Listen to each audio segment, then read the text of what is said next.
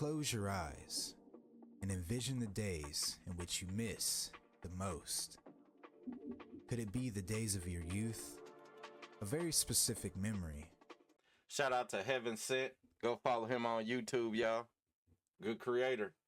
Taking me back. I love that nostalgia. Check out my page. You'll see a lot of it. Or maybe it's an old friend that you've since lost contact with. There's one thing that we as people can all relate to.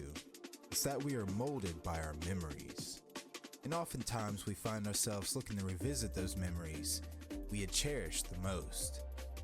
Being a product of the late 90s and early 2000s, I often find myself mentally living in the past. And given the fact that people seem more nostalgic than ever before, I don't think that I'm alone in this feeling. It's that very same concept that had driven me to create this channel.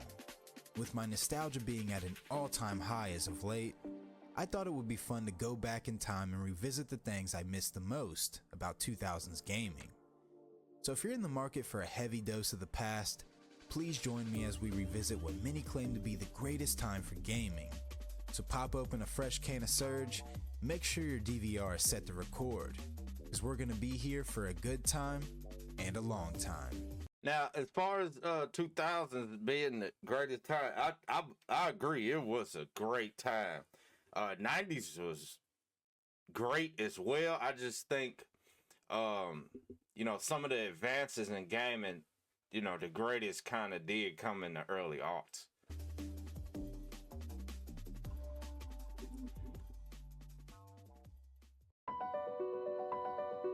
Change doesn't start with technology. And I also believe with perspective. That's why Deloitte views. Obviously, when the talking about the foundation past, was in the early, there are a lot of defining characteristics that 90s. stand out. Appreciate Nowadays, it may be difficult to picture a world in which we aren't completely enveloped by technology. But back when I was growing up, we had just enough to provide a convenience without completely overwhelming our lifestyle. Cell phones were nothing more than a means of communication, and the newspaper was still a popular source for current events. The internet felt like a virtual forest of wondrous mystery, and as for the world of gaming, it had felt much the same.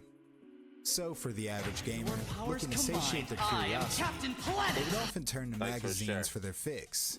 And as someone that used to flip through these gaming mags religiously, I thought it would be a great topic in starting off this video. Absolutely. Gaming mags have become a thing of the past, but for all you youngsters out there, trust when I say Game Pro magazines, Tips and Tricks magazines, this was big business back then. This is where we came to. This was our internet. If you wanted to have certain strategies for certain games, if you wanted to, learn moves, like we didn't even really know a lot of the Mortal Kombat moves. They didn't have the, the pause button where you can look up all the moves.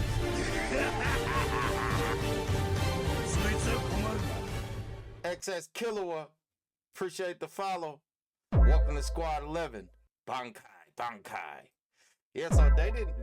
These were our encyclopedias, the Game Pro magazines, actually going to the library and reading up strategies, etc. Let's keep it going. I can go on for days about this. The very first dedicated gaming magazine was issued in October of 1981, memorable to me as a small child, were Electronic Gaming Monthly and Game Pro. Game Pro. These were the magazines you would find in places such as a grocery or local convenience store. They usually covered a wide range of gaming-related topics, as well as a boatload of those off-the-wall 90s adverts. The mags themselves carried a ton of personality. Like, they would usually include some little sections about the publishing staff and the games they were currently enjoying, interviews with developers, rumors of games to come, as well as an area for cheat codes and Easter eggs. For just $5, you were given some quality insight into the world of gaming. And a lot of these magazines had some serious replay value to them. But when things really started to get interesting, when consoles began having their own dedicated mags, such as PlayStation Underground and OX, the official Xbox magazine. What was really great about these, other than covering their X respective Kilo X to consoles in great 983 detail, says you're hitting was the this. inclusion of demo discs. Right These on. discs were such a big deal to a kid like X me. Kilo X With to some of these 983 demos getting says more that play than the actual games that I own. XXK to 983 Try like to gold. understand Much this. love. For $5, you would get a quality piece of reading on all things gaming news and reviews, as well as a disc that allowed you to play some of the most anticipated Squad new 11. games. Even some games that weren't even released yet. Plus, there would be preview trailers, music videos, and even some cheat codes that could be saved to your memory card and used in game.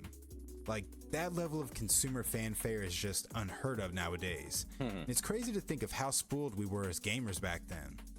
I still collect and enjoy a fair bit of demos from back in the day, and I highly recommend for any of y'all watching to dig out your old stash or grab a cheap one you may find in the wild. It's a perfect memorial for the excitement found in the early days of gaming. But as for another piece of great media that molded my brain as a young gamer, I think we should move on to a bittersweet tale of both triumph and tragedy. And since I've always wanted to say this, it's game time! Okay.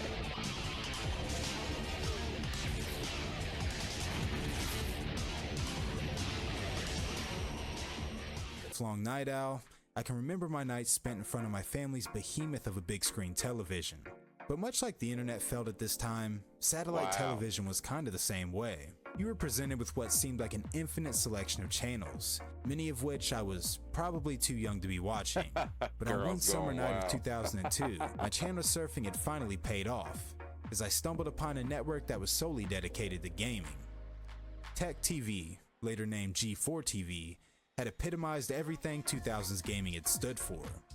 You had shows such as The Screensavers, which showcased the latest tech and allowed viewers to call in with questions of their own, Attack of the Show, which covered a humorous take on everything pop culture and media, and what many regard as the magnum opus of G4's existence, the gaming review show known as X-Play.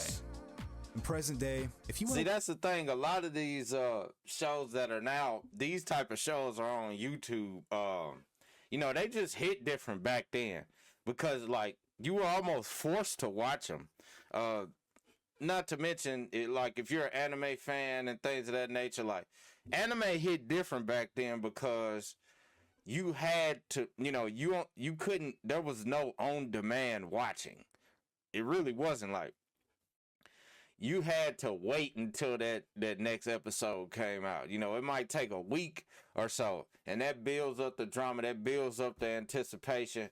So, you know, watching anime, especially waiting on some of these games to come out, was way different back then because you had, you know, even the demos. We go get the demo, you know, the demo games, and, you know, it just made the anticipation for the actual release so much bigger. To watch a review on the latest game, you're only a YouTube search away. Hey, that kinda rhymed. But back in the early 2000s, we relied on magazines and word of mouth for all of our gaming related questions.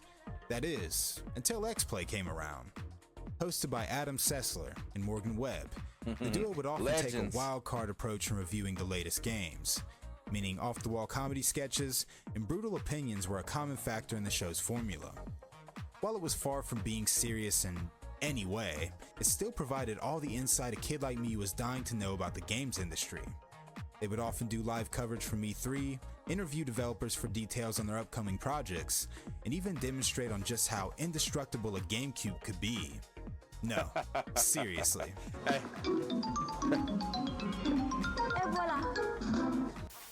Hey, no cap. The OG gaming systems were close to indestructible. Not only from having to, you know, accidentally knock them all, you know, knock them down, but hey, I still got all of my retro stuff, GameCube, Xbox, and guess what? They still work. Actually, Retro Wednesday will probably be streaming off of an OG Xbox, OG GameCube, something like that. We'll see. Chemistry between Sessler and Webb are perfect for the show's vibe, and the commercials that often played on the network were just as entertaining as well. While X-Play was certainly a huge inspiration to me eventually making content, G4 had also hosted another great show known as Icons, a program dedicated to covering the best developers and game studios of that time. G4 just felt perfectly designed for its era, providing us with everything gaming, Straight anime, legends. and movies, not to mention our Go childhood follow crushes. Adam Klessler, It was a moment in Morgan time that was Webb, very man. important to me Legends. as well as millions of others, and I'm forever grateful to have stumbled upon it as a young gaming enthusiast.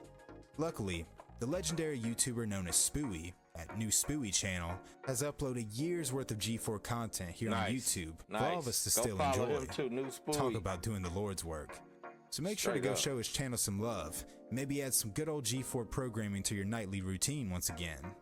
But before we move on to our next category of 2000s greatness, I thought we'd cover one more instant of media related nostalgia. So for this one, let's get a little more physical.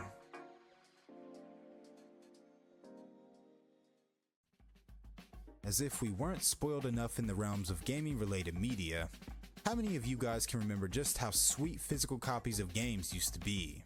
I just bought a physical copy of Borderlands. Actually, I still haven't played it, but some of these games like GTA, I'll probably buy a physical copy. Any of the flagship games, physical copy, man. Just get it. Just do it, bro. Especially since we see some of these games, they'll come out and then they'll die quick, and then they won't continue the online services and stuff and be taken off of stores. Like, bro, I bought that game. You know what I'm saying? Physical copies, man, will reign supreme for a long time, in my opinion. Back before online shopping and digital downloads had overtaken our marketplace, we would do our video game shopping hands-on. So for a game to do well, the look of the game's case had actually meant a lot. Just think of how many times you were drawn to a game based off its cover art. A lot of the gaming industry, with regard to their marketing, they took a lot of cues from the music industry. Back then, obviously, they did a thing with music where they would, the packaging had to be amazing. They would sell a lot of that off of the packaging, especially in music. And, the actual music might actually suck. You know what I'm saying? They might have 2 good singles on there, but because of the packaging and how they promoted the, appreciate the love, how they promoted the actual, the record, that make you buy it. The game might actually suck. They took a lot of cues from the music industry in that regard. Alone. Once you had made your choice, there was usually a plethora of content about that game waiting for you inside. One company that really stood out that time in terms of physical media were Rockstar Games. I still got my old copy of GTA 3. Man. Yeah, booklets, the pamphlets that would come in these game discs. In the CD, like, it was amazing. It was way better. That's where you go to find a lot of your moves, and you would actually learn about the character's lore in these little pamphlets that came with the games. Take for example, the GTA series. Games such as GTA 3, Vice City, and San Andreas all had come with these little pamphlets. Much like you would find when visiting a city in real life, these tour guides would showcase the game's many landmarks, even adding some immersion with in-game advertisements and branding. Manuals such as these were always the first thing I would read after buying a new game. Absolutely. And as a kid, it was typically during the ride home from the game store. But it wasn't just the game's manual that made physical media so great. It was the sheer fact that it was truly your copy of the game. Your copy. Gaming developers, take notes, man. This is why we invested so much time and money into some of these gamings, because you actually showed us you cared about the game that you were putting out. You actually showed us it wasn't just about the money, it was about the lore of the game. It was about, learning the strategies of the game, learning the history of the game and stuff. These pamphlets and stuff. Hey, go back to that. We see some of the music artists that are coming out now. They're going back to selling physical copies, etc., etc. I think they can take a cue from that, man. Stop making this such a money grab and start actually caring about the lore of the game and the history and how much time and effort you put in the game. And I guarantee if you build it, they will come. We do a lot of our game shopping today through apps such as Steam or the respective console marketplace. Yes, sir. So you have to ask gang. yourself, Do we really own our games? I don't have If TTS Steam, on right the now, my dude. I PSN store, appreciate you, though. or Xbox Marketplace were to all tank by tomorrow, would you still be able to access your library of games and play 100% of them? Most likely not, and that's a scary thought. Back when physical media was at its peak, it ensured that you would be getting a 100% complete experience. No need for day one patches or an internet connection. Your full experience was all included in the game's disc. And also, you see some of the games coming out now, they're actually getting back to this, but the unlockables. We didn't have to pay for new characters. Marvel vs. Capcom 2 was a prime example of that. My favorite is on Dreamcast. You earned the characters. You played the game to get the characters. You didn't have to pay for the characters. The full game was out when you bought the game. DLC has kind of taken from that culture, that investment in games that we had. Now, some of the DLCs are great, but man, these were the days back in the day where the full game came with the game and you unlocked a lot of it, giving you more incentive to play the game, in my opinion, than a DLC would have. It was yours to keep for good. It's examples such as these that have led to me collecting things such as DVDs, because I get tired of being at the mercy of subscription services. That too. The same applies for games. If I want to play a story-driven single-player experience, I shouldn't be required to have more than the game itself to enjoy that.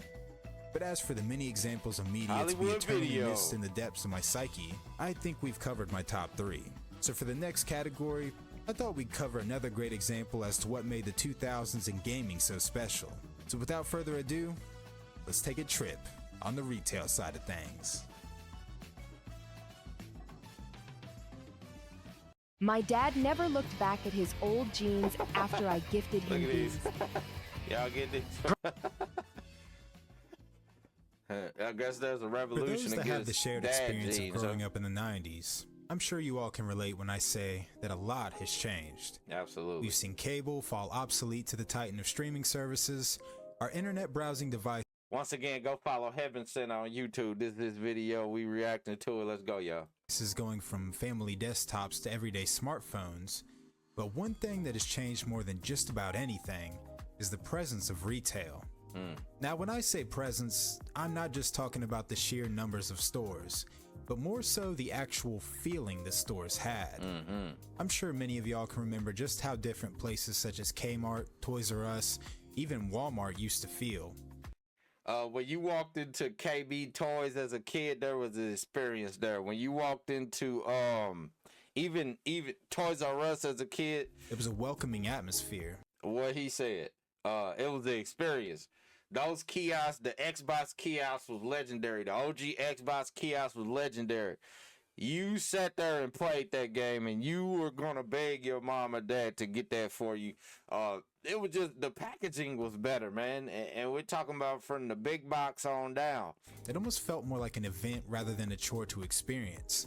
We did our shopping hands-on, socialized with people of our community, and would usually leave with a souvenir from the quarter machines. Shout out to those sticky hand thingies. But in the vein of retail that has fallen victim to our present day circumstance, I'd have to say that I miss the practice of video rental stores most of all. Popular chains such as Blockbuster and Hollywood Video were a rite of passage for many of us millennials, and it was within these very same establishments that our love for gaming had began to blossom. With all the hottest titles and the massive selection of games, this was— Look at that, Blockbuster. Any of you guys experience a Blockbuster like that? It look like they got a whole club in there. Was that like a flagship store right there? Jesus. Look, is that a laser tag up there? Is that like a mini viewing? Oh, man, yeah, that one was lit. I wish we had one of them in our town growing up. Jeesh. This was the place to be on a Friday night. From the very moment you would step foot inside, it was like shedding all of your worries at the door. And the atmosphere alone was pure therapy for my adolescent brain. The employees were incredibly knowledgeable, typically dishing great advice on what titles were hot at the time, and were usually more than happy to suggest what game would be a great choice for you to rent. Hell, some of them were even cool enough to try and convince your parents to let you rent some of the more mature rated titles. Speaking of that, any of you guys that got that Clay Fighters blockbuster version, if you still got that, it's probably worth about $10,000 now if you got that Clay Fighters. Just throwing that out there because I've seen this N64 section here. Titles. Nah, it's not that bad. But not only did they offer game rentals, you could even take home a console for the weekend as well. It really provided an affordable option for those looking to try things before they would buy. That's one thing I never got a most rental chance to do. stores had just couldn't be replicated. The snacks at the front counter, the cheesy movie theater carpets, the bright colors, it was all so exciting. Man, but another addition to the rental store, specifically Hollywood Video, had later became a staple in my gaming memories. That being Game Crazy. Now, we had a lot of great game retailers back in the 2000s, with EB Games and Babbage's being among some of the best. Good but given old the fact Babbage's. that Game Crazy was local to myself, I would often do my shopping there. One of the coolest things about Game Crazy was the fact that they would let you try games before you bought them. So they had this little demo station where you could pick out a game you were interested in and go try it for yourself. As a young teen on a budget, this really helped in making a choice as to which game I was going to buy. They typically offered higher credits for trade-ins than GameStop, and best of all, the games were fairly priced. It may have just been my personal experience, leaving me a bit biased, but as I had stated before, rental stores and Game Crazy were such a significant part of my love for gaming. Because of these places, I was able to make some of my fondest memories, and in part, because of them, I'm sitting here making these videos. Now, I didn't have a Game Crazy in my city, but definitely sounds like it was lit for those of y'all who did have a Game Crazy. It's really crazy to think that our last time walking to any of these establishments would have truly been our last. It just goes to show how easy it can be to take certain things for granted. But for those who are lucky enough to experience it, at least we'll always have the memory, right? But in the vein of retail practices that have seemed to slither away, how about we move on to our next subject, that being the gaming kiosk. Yep. Ah yes, those wonderful memories of seeking refuge at a Walmart on a hot summer day, only to stumble upon the wonder of the gaming section. With nothing. How many of y'all used to ride your Dino GTs to Walmart and really not even had no money? Just be up there playing the game. That was us, man. We was doing that, bro. But time to kill, why not hop on the old PS2 kiosk? And while I'm certain that over 80% of scoliosis cases in millennials are due to playing these things, I really miss seeing them in stores. Real talk. Depending on which store you were shopping at, they would sometimes get very creative in their setup. That's the Pokemon Snap. Take, for example, this triple threat kiosk found at an old Kmart from back in the day. It's like the Cerberus of Y2K gaming. And if I could cash out my 401k to have this beauty installed into my living room, I'd be more than happy in doing so. Damn. Now, it wasn't just the retail giants or game stores that were hosting these magnificent setups. I was trying to tell my son that they used to have GameCubes, N64. I guess they had some sort of license deal with Nintendo, because I don't ever remember seeing PlayStation, Xbox. I do remember seeing all Nintendo in McDonald's, and he was like, "What?" I was like, "Yeah, we used to have that." As the Colossus of Cholesterol, Mickey D's had made a deal with Nintendo to have a litany of GameCube kiosks installed to their lobbies.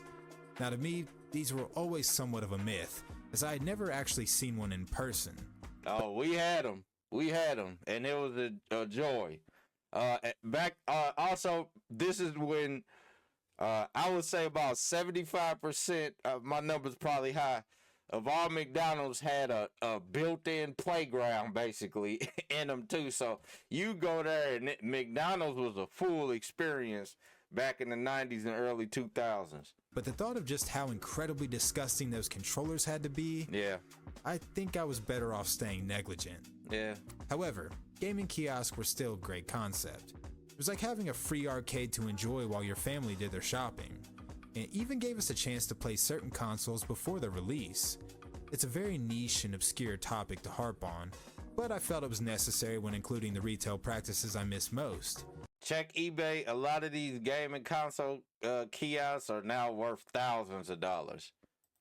But when categorizing the most important tradition of a bygone era, I'd certainly have to give my number one spot to a practice I will forever cherish. So for this one, let's take a first-hand look at a midnight release. I never attended a midnight release. Some people say you're not a real gamer unless you have. I just never have. When looking back on the traditions that made the 90s and 2000s gaming so special, the concept of a midnight release was everything you could ask for. I remember many nights in front of my local GameStop or Game Crazy, among hundreds of other gaming enthusiasts, just waiting for the clock to strike 12 so we could get our hands on the hottest new game. It was both a social experience as well as an opportunity to show your dedication to the hobby, just knowing you would be one of the first to get your hands on a product while the rest of the world slept.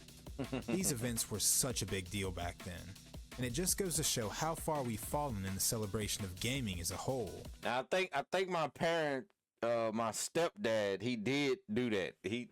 I think he camped out for the OG Game Boy for me. I think he did camp out for that. And I was super grateful to get that with the Zelda back then. Going back to the day you pre-ordered your game or console of choice, you'd anticipate this day of release for weeks, maybe even months. You gotta remember, this is back when the info of an upcoming game was very carefully released. So other than some G4 coverage or a few magazine articles, the imagination would really run wild about how a new game was going to turn out. This mystery really fueled the excitement at such events, and companies really used to go all out with their launch campaign. Take for example, the legendary release of Halo 2. With the massive success of the first game, it's no surprise that its sequel was a very big deal, and boy did it show on November 9th, 2004. Thousands of eager Master Chief fans lined up at the Toys R Us in Times Square, amongst celebrities, news media, and the armor-clad hero himself, all with the aim of getting their mitts on a physical copy. And Times Square was just ground zero for the madness. With over 7,000 retailers having planned a midnight launch for the game, Halo 2 had reportedly sold over 1 million units before sunrise, which was a record-breaking moment for game sales at the time. And just thinking on how exciting it had to be feeling a part of that really makes me wish I could go back and experience it for myself. For all you youngsters that don't know, when Halo came out, it was the biggest thing.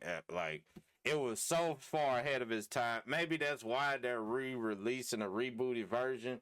It was just like, man, it was massive, bro. And it still plays well today. Another legendary launch event was that of the PlayStation 2, where Sony had held celebrity-hosted parties and handed out all types of gaming-related swag to eager patrons. I remember the very day I got my first PS2. I was ready to explode with excitement. Yeah, everybody had that. Just imagine being SSX at a launch game. event, getting ready to have your hands on the most influential console of all time. It's memories such as these that makes me both smile and shed a gamer tear, because the special feeling that these events gave is just so far lost now. Physical media being phased out, instant downloads being the new norm for purchasing games, and an overall lack of passion for corporate marketing, the midnight release has just become obsolete for companies looking to maximize profit. Back in the 90s and 2000s, gaming was on a rapid rise, but it was still ran by people who loved gaming. And that love really shined in both the products and presentation. It was a time for celebration, and a time in which game companies wanted their consumers to feel cared and heard. And when it comes to the pinnacle of everything that gaming stood for, I'll always look back on the magic of a midnight release. But that's enough on us harping on the retail side of things. For as you all know, the experience of gaming itself has changed quite a bit as well. Very much so how about we hop in the think tank and get to reminiscing on the next subject, that being the things I miss about gaming itself. Picture this. It's a Friday night. You've invited some friends over for food and drinks, and now you're looking for some at-home entertainment. Nowadays, that urge could very well devolve into a room full of people staring at their pizza, surge, gaming. That's all you needed. And multiple controllers. Smartphones, scrolling through an overwhelming amount of movie options, or just silently sending memes to one another. In other words, shared experiences have gotten to be a bit soulless in the at-home space. And it may just be the jaded old head in me saying this, but things were a lot better back in my day. While online gaming was certainly prominent in the new millennium with 6th gen gaming, the art of in-person multiplayer was still a widely celebrated practice. Long live local couch co-op, man. Long live local couch co-op, man. It's becoming a thing of the past. Let's bring it back, man. There was no better feeling than saying, hey, Mom, can I spend the weekend at my partner house? You know y'all gonna be gaming for about 78 hours. Local co-op. We would get home from school or work, pack up our consoles, and head to the meeting spot for a night of caffeine-fueled madness. We would order pizza, clear every table in sight to set our massive CRTs on top of, then proceed to run a labyrinth of Ethernet cables throughout the house for a shared connection. Shout out to the mamas and grannies that used to let us hook our consoles up to the back of their TVs, them thinking it would explode, us knowing it wouldn't. At the time, it was just the way we gamed, and looking back on it now, I had taken it for granted. While the concept of online gaming is meant to be a social experience, any present-day gamer will actually tell you it's quite the opposite. Armored Core. You've got the toxic teammate, the wears a headset but refuses to speak teammate, and the teammate that is perpetually AFK. While relying on a random stranger for your in-game interactions can certainly lead to a new friendship, it seldom does. And it's this madness in present-day gaming that has me missing the old ways the most. Now, back in the 90s and 2000s, the concept of a LAN party was at its absolute peak. With many people lacking access to high-speed internet, the ability to link consoles or PCs for a shared experience had taken multiplayer to a new level. No longer did you have to worry about your buddy screen peeking your sniper spot on Valhalla. Not to mention, the in-person crap talking was an added plus to the whole experience. We played a lot of 007 multiplayer back in the day. We never ever did the thing with the cardboard. We never did that. I don't know if it was just we didn't care or didn't like. It was like, all right, if you're gonna see, you're gonna know where I am. Okay, but can you shoot better than me? Is you hitting them headshots? I don't know. I don't think so, my guy. Much like most things were back then, it was still a very human experience. We as gamers love to immerse ourselves in the worlds of our favorite titles, but we also want to share them with the people we love.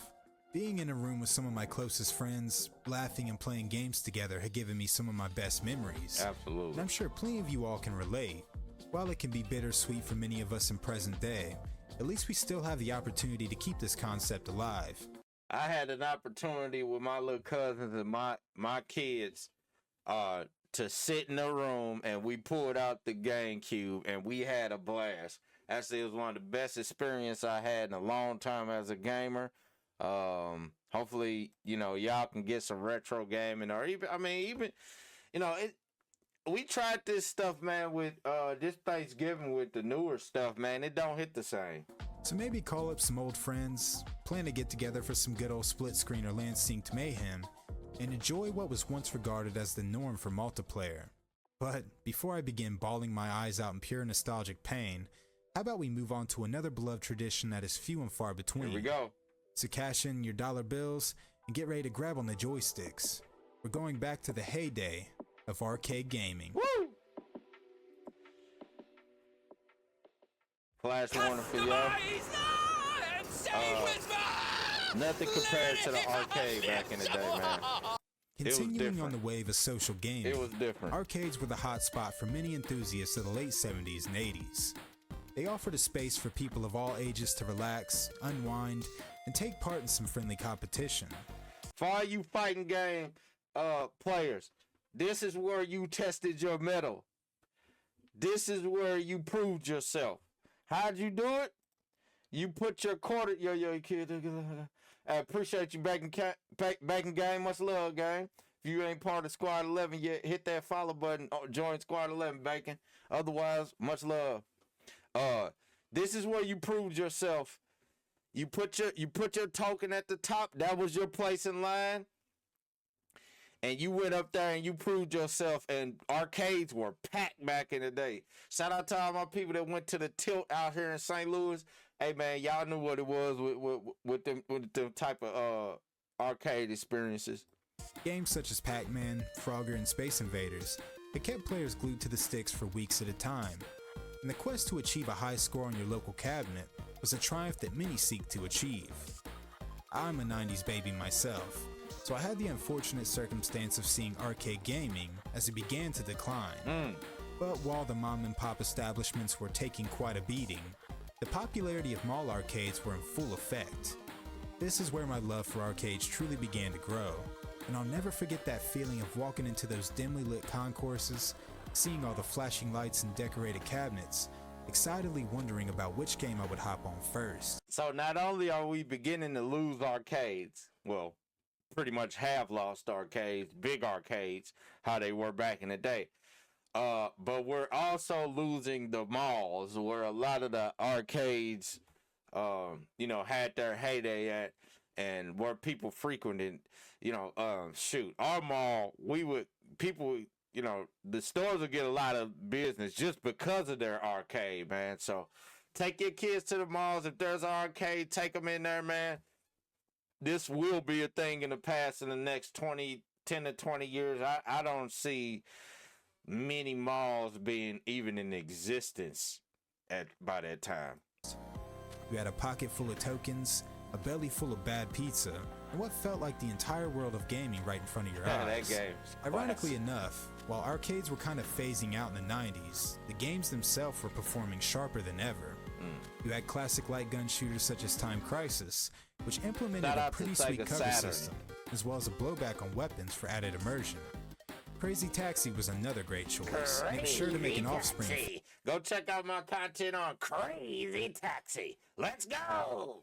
Fan out of anyone that played it. It was once again another great example of how social the act of gaming used to be. You try to visit an arcade nowadays, it's plagued with inflated prices, ticket machine supremacy, and nowhere near as much charisma. No. Most arcade establishments are just empty warehouses now, half-working VR setups and overdone racing sims. I just really miss the days when Sega, Namco, and Capcom were reigning supreme, giving us campy dialogue and addicting gameplay. Nowadays, much like everything else, it all just feels a bit washed out. Anyways, I actually covered this topic in serious detail just a few months back, so I highly recommend checking my arcade gaming in the 2000s video if you want some serious arcade nostalgia. But anyways, we've got one last addition to add to our list of gaming related memorials, and as someone who works almost exclusively with retro titles, this is a topic I find myself pondering quite often. So before you give up hope on the future of gaming, let's take a moment to reflect once more on the past and see just how things may be coming around full circle. Come on back around. Oh man, what a cosplay that was. As I've mentioned many times in the past, one of the things that I believe made 2000s gaming so special was the fact that its potential felt limitless. Games were finally delivering movie-quality production, vast open worlds, as well as a complete experience for players on a day one launch. The development teams behind most titles would live and breathe for what it took to make a great game, and the love they had for their projects truly shown in their finished product. I look back on development studios such as Electronic Arts, remembering just how amazing their games used to be, only in present day to be served with day one patches and microtransactions for the vast majority of new titles. There's really no secret as to what happened in the game industry. As the money kept flowing, the studios became overwhelmed by corporate values and predatory marketing. While we can't shame the hard-working developers of present day, we still have the higher-ups to blame for gaming's fall from grace. One of the things I truly missed the most about 2000s gaming was the quality of games themselves. But I don't bring this up so I can bash on present-day gaming and act like it's already peaked. Actually, quite the opposite. With so many flops and unfinished disasters hitting our digital shelves in the past few years, I think these companies are finally starting to realize how tired we are of their bullshit.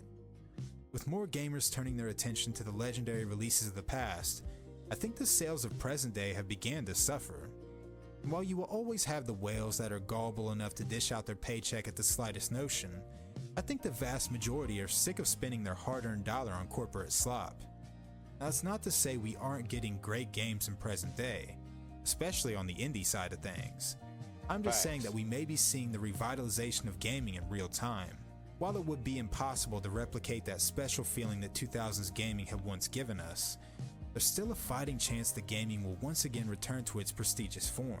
The chief reasoning behind that, in my opinion, is because the millennials we are now running the industry, as far as we are the senior advisors, we are the senior developers, we are the seniors, right? The guys before us, obviously they're retiring. Peace and blessings to them. They are dying out. So we as millennials, we have to bring back the greatness to games. It is our onus. It is on us. We experienced basically the entire process. Our aunties and uncles and them, they were there for the start of actual gaming. We were the ones that experienced every level of it, from the beginning of Atari stages to now, where all the the online multiplayer, MMO, things of that nature. It's on us. So I'm optimistic because of that, because we are the ones running the studios in every industry, right? It's us that's doing it. We are the voice of this age. So it's on us, and I'm optimistic about that, because we were the ones that experienced the whole perspective and the arc of it. We have personal experience with that and a lot of nostalgia involved. It's on us. And even though I could be more than happy with the PlayStation 2's catalog forever, I'm beginning to feel hopeful of what's to come for the future. So while it is great to reminisce on the past and be grateful to have experienced one of gaming's most beloved eras, I'm still hopeful to feel something similar in the future. And so long as we continue to speak out and let our voices be heard, I always believe we'll make a massive difference in this industry. Agreed. So on that note, fight for what you love and never stop believing, because it ain't over until the fat man sings. Or something like that. Thank you all for joining me on this wonderful adventure into the world of 2000s gaming. No better I feeling, hope this video boy. was a treat to your senses, and I greatly appreciate all that viewed. Please comment down below some of the things you missed the most from that time period, as well as any tales from your 2000s gaming days. But until next time, my name is Vincent. It's been a pleasure to accompany you. Take care, stay safe, and stay gaming. That was the final episode. Hope to see you on the next one. Peace out, guys. Yep, go follow HeavenSent, man. Appreciate y'all tapping in. We're gonna definitely be making some clips out of this, man. Thank y'all for watching, man. Hey, let's get I'm nostalgic. Tune in on Twitch for me on Wednesdays, Retro Wednesdays. The Twitch is Kenpachi G Official. I haven't decided what I'm gonna play yet, but I'm thinking about old school Vice City. The music in that can get copyrighted though, so I'm not sure if that's what I want to run, but we gonna be running our Retro Wednesdays. I'm a nostalgic at heart. A lot of the content that I make is nostalgia, but like, share, subscribe this video, throw a like on there. It's for the free. Hit that follow button if you want more. We coming back, man. I'm gonna be streaming maybe Marvel Rivals tonight, depending. I'd like to get some other stuff going, but much love to y'all. It's Kenpachi G. Bankai.